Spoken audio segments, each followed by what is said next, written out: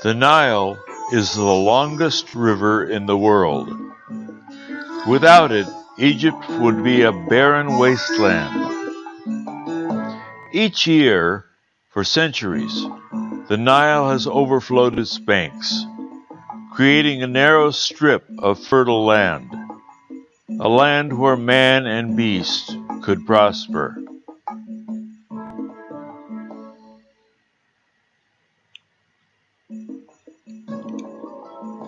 Elsewhere in North Africa, climate change made parts of it an uninhabitable desert.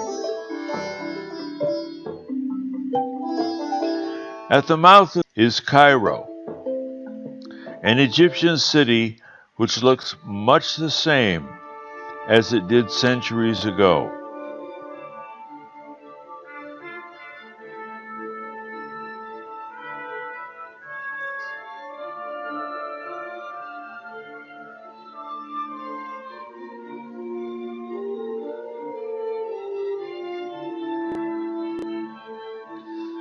From its vantage point in the center of Cairo, the Muhammad Ali Mosque beckons the Islamic faithful.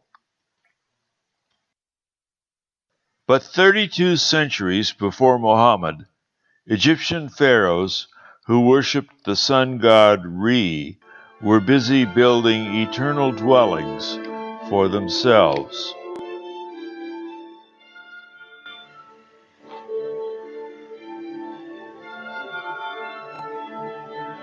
The Sphinx represents the god of the rising sun. It jealously guards the pyramid behind it, the tomb of King Khephren. Now let's turn to Palestine. Here we find a different story.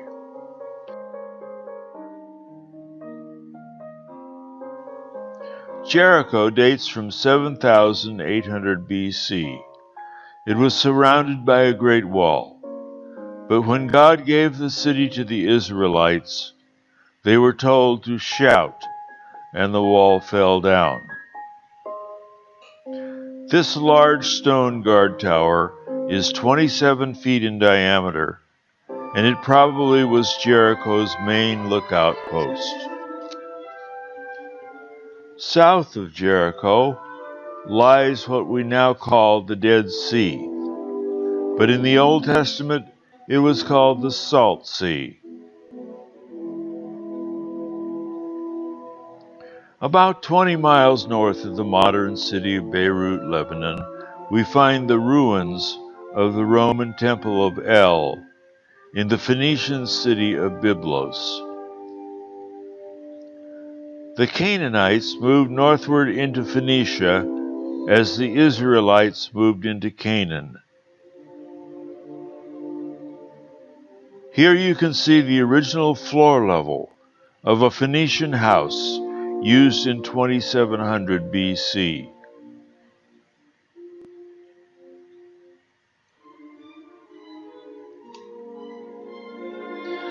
The Phoenicians made good use of the nearby cedars of Lebanon. Also, King Solomon used cedar from Lebanon to build his ships, his temple, and his palace. During the 10th century BC, Solomon built fortified cities along highways of his kingdom.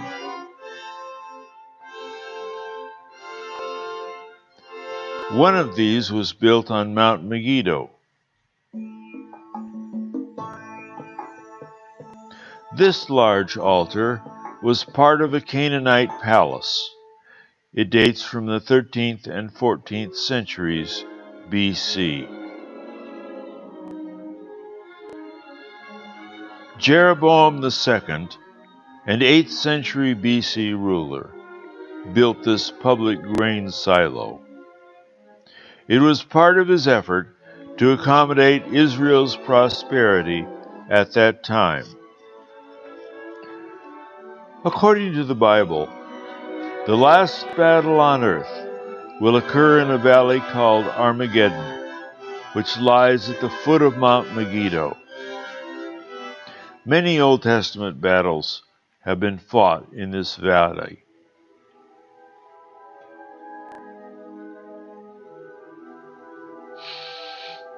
Haifa is now a very impressive Israeli port city.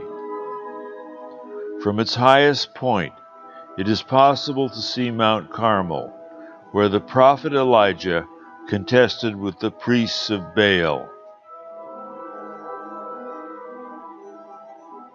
Mount Hermon's highest peak, at 9,000 feet, is covered with snow in winter. It lies between Syria and Lebanon.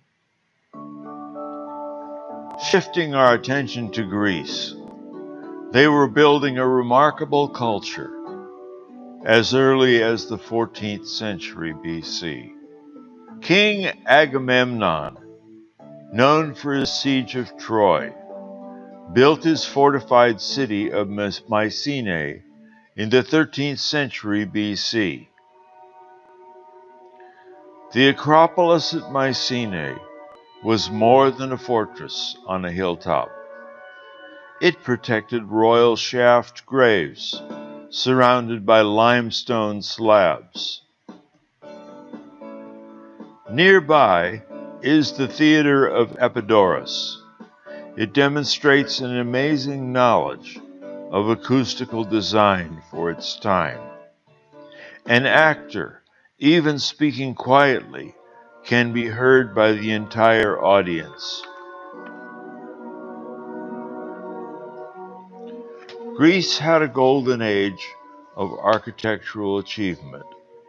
There is no better example than its Parthenon. But ancient Greece deserves credit for many other reasons, such as their expansion of trade around the Mediterranean and the insight of their famous writers. But while the Hellenistic culture was reaching new horizons, a military giant was forming in the Italian peninsula. This Colosseum, built to seat 50,000, is Rome's greatest surviving monument. Chariot races, gladiators, men at the mercy of hungry beasts, all symbolized the Roman way.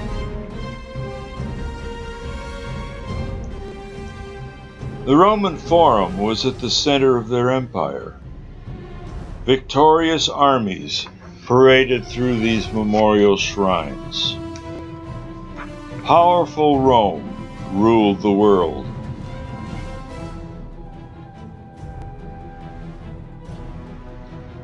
The Arch of Titus celebrated his victory over the Jews.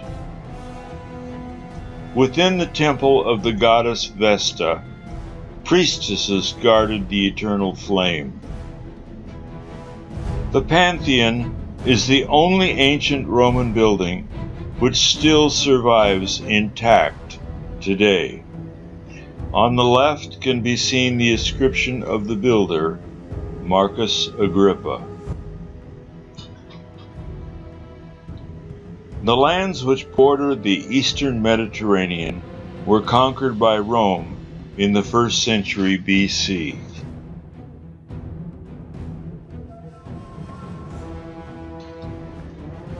The Romans built many large and impressive temples. They wanted their subjects to worship Roman gods.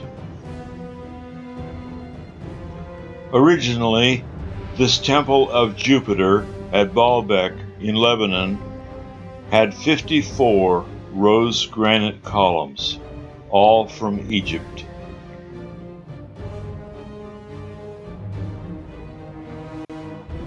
Today, only 6 remain. The Romans didn't hesitate to carve images of other gods into the frieze of the temple. Here, the god Pan has been carved beside Neptune. Gerash was the home of the Gadarene people. Its remains are the largest and most complete example of a Roman provisional city.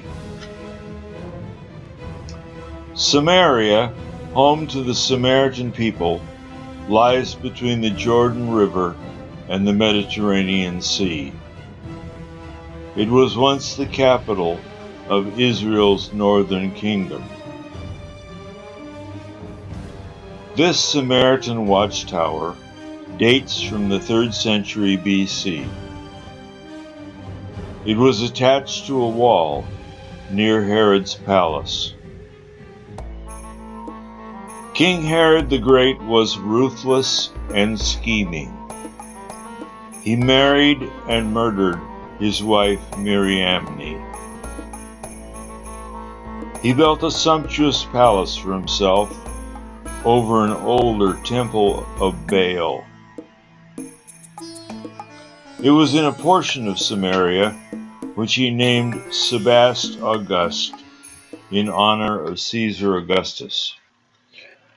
Perhaps this was the palace at which Salome danced and where the head of John the Baptist was presented on a platter.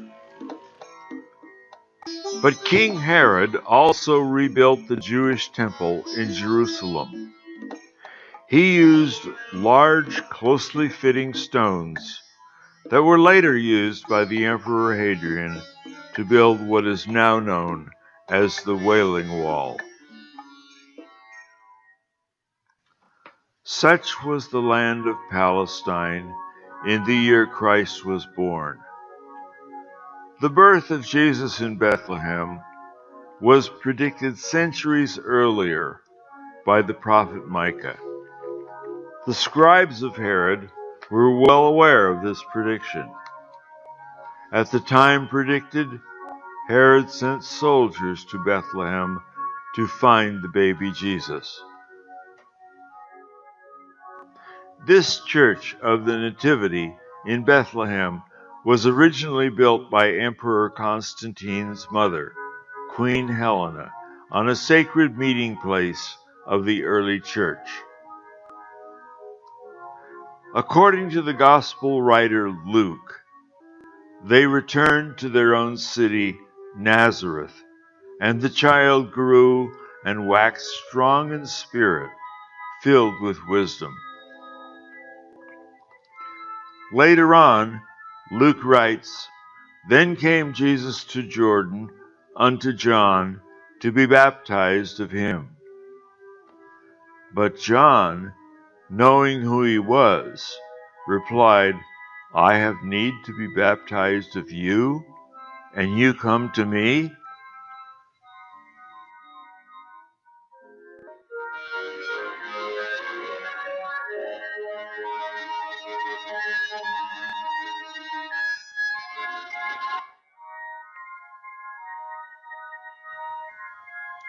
In his early ministry, Jesus turned water into wine at a marriage feast in Cana of Galilee.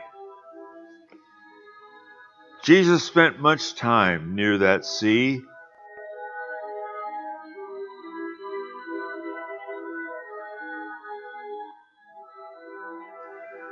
Capernaum is on its north shore, where many were astonished by his teachings.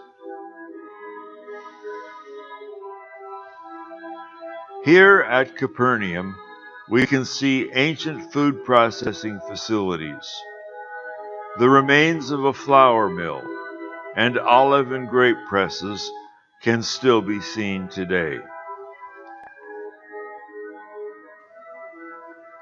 When Jesus went to a pool called Bethesda, about which many disabled were gathered, he chose to heal one man by saying, "Rise, take up thy bed and walk."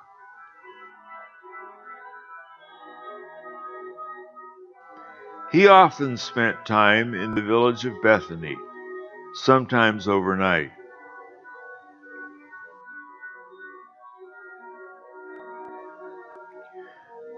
Near Jerusalem, on its east side, is the Mount of Olives.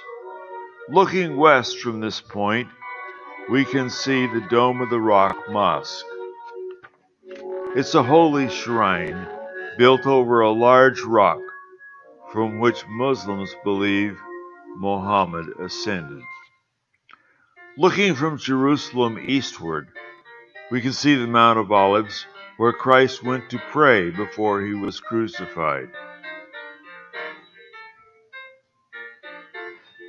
This ancient olive tree was alive at that time. Christ was taken prisoner there. He appeared before Pontius Pilate, the Roman governor of that region. This is a carving of his name on a stone in Caesarea. This is part of what is called the Via Dolorosa. According to tradition, this was the route along which Christ began to carry his cross on the way to Calvary. Older parts of Jerusalem have many narrow streets. Now they may be as much as 30 feet above those used by Christ. This street had an 8th century inn attached to a stable, reminiscent of the one in Bethlehem. Queen Helena, Emperor